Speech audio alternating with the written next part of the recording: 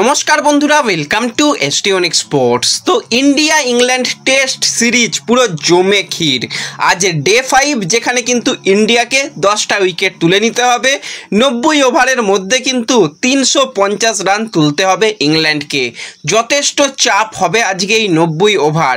এবং যেরকমভাবে ফার্স্ট ইনিংসে আমরা দেখেছিলাম অসাধারণ বল করতে জসপ্রীত বুমরাকে, সেই জায়গায় কিন্তু ইংল্যান্ড যথেষ্ট চাপে পড়বে।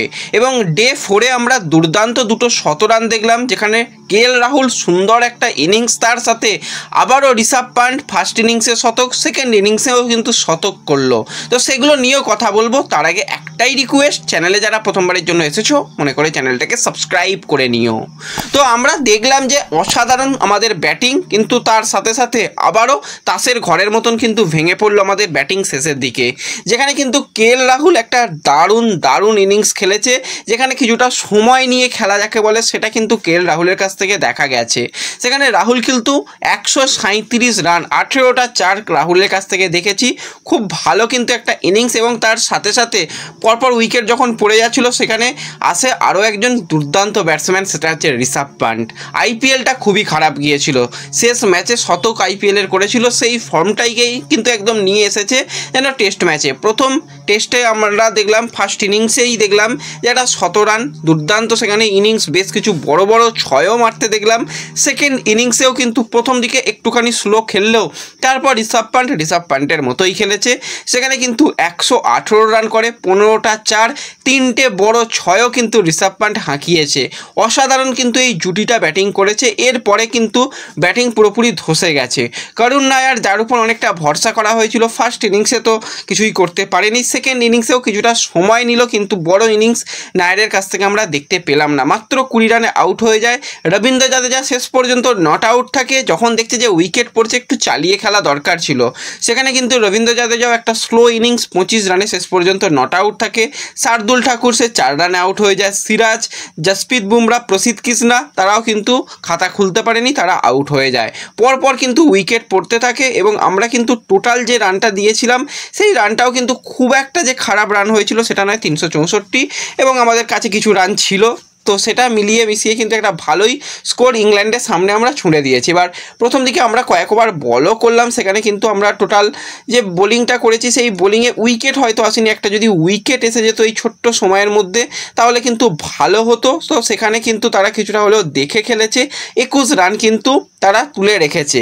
কিন্তু আজকে খেলা একদম জমজমাট খেলা হবে। 90 ওভারে 350 রান তুলতে হবে ইংল্যান্ডকে। যথেষ্ট চাপ হবে ইংল্যান্ডের জন্য, কারণ হ্যাঁ ব্যাটিং করা যাবে এই পিচে, ব্যাটিংয়ের খুব একটা অসুবিধা নেই। কিন্তু আজকে যদি ইন্ডিয়ান প্লেয়ার একটু ভালো ফিল্ডিং করে, ফার্স্ট ইনিংসে আমরা দেখেছিলাম বেশ কিছু ক্যাচ মিস হয়েছিল। ক্যাচ মিস তো আজকের ম্যাচ মিস। আজকে ক্যাচ একদমই মিস করা যাবে না, এবং কঠিন ক্যাচগুলোকেও কিন্তু আজকে নিতে হবে প্লেয়ারদের। এবং আজকে যেরকম পিচ হবে সেই জায়গাতে কিন্তু অবশ্যই সবথেকে ভালো যদি কেউ বোলিং করে দিতে পারে এই পিচে, সেটা হচ্ছে রবীন্দ্র জাদেজা। আজকে জাদেজার দিকে নজর থাকবে যে কিছুটা হলো অনেক ফাটল রয়েছে, তো সেখান থেকে বল কতটা কি করতে পারে সেই জায়গায় কিন্তু জাদেজার ভূমিকা থাকবে। তার সাথে সিরাজ, তাকেও কিন্তু ফর্মে ফিরতে হবে। এই দুটো প্লেয়ার যদি অন্তত 4টে কি 5টা উইকেট এনে দিতে পারে তাহলেই কিন্তু ইন্ডিয়ার কাজ অনেকটাই হয়ে যাবে সহজ। হ্যাঁ, জসপ্রীত বুমরার দিকে নজর থাকবে, ফার্স্ট ইনিংসে 5টা উইকেট নিয়েছে। এই ইনিংসেও আশা করছি যে একটা ভালো সে কিন্তু বোলিং স্পেল করবে এবং সেও উইকেট নেবে। শার্দুল ঠাকুরকে একটু আধটু ব্যবহার করে নিতে হবে, এবং সে কিন্তু এসে একদম মোমেন্টাম ব্রেক করতে পারে, তাকে কিন্তু সেরকমভাবে ব্যবহার করতে হবে। বাদবাকি কাজটা কিন্তু তো ঋষভ পান্ট করে দেবে। প্রয়োজনে দরকার হলে শুয়ে পড়েও হ্যারি ব্রুকের মোমেন্টাম নষ্ট করে দিয়ে 99 রানে যেরকম আউট করেছিল, আজকে অনেক কিছুই করতে হবে। আজকে স্লেচিংও আমরা বেশ কিছু দেখতে পারবো। ওভারঅল কিন্তু আজকে হাড্ডাহাড্ডি ম্যাচ, একদম আজকের ম্যাচটা টি20 ম্যাচের মতন বা একদম ওডিআই ম্যাচের মতন আজকে হবে, যে 350 রান তোমরা করো আর ইন্ডিয়ার সামনে একটাই টার্গেট যে আমরা অল উইকেট করে দেবো, ব্যাস, তাহলেই কেল্লা খতম। তো এটাই কিন্তু আজকে টার্গেট থাকা উচিত। ম্যাচ ড্র হওয়ার চান্স তো আমার মনে হয় না, খুবই কম। তো ইন্ডিয়ার দিকেই এখনও ম্যাচ তো পুরোটাই রয়েছে। এবার পুরোটাই বোলার এবং ফিল্ডারদের কাজ, তারা যদি ভালো করতে পারে ডেফিনেটলি ফার্স্ট ইনিংস কিন্তু ইন্ডিয়া জিততে চলেছে বলেই আমি আশা করছি। তো তোমরা অবশ্যই কমেন্টে জানিও যে আজকের ইনিংস কারা জিতবে এবং কীরকম ব্যাটিং লাগছে, আমাদের প্লেয়ারদের কোন কোন জায়গাতে উন্নতি করার দরকার, সেগুলো কিন্তু কমেন্ট করতে পারো। তো দেখা হবে পরবর্তী ভিডিওতে। ধন্যবাদ।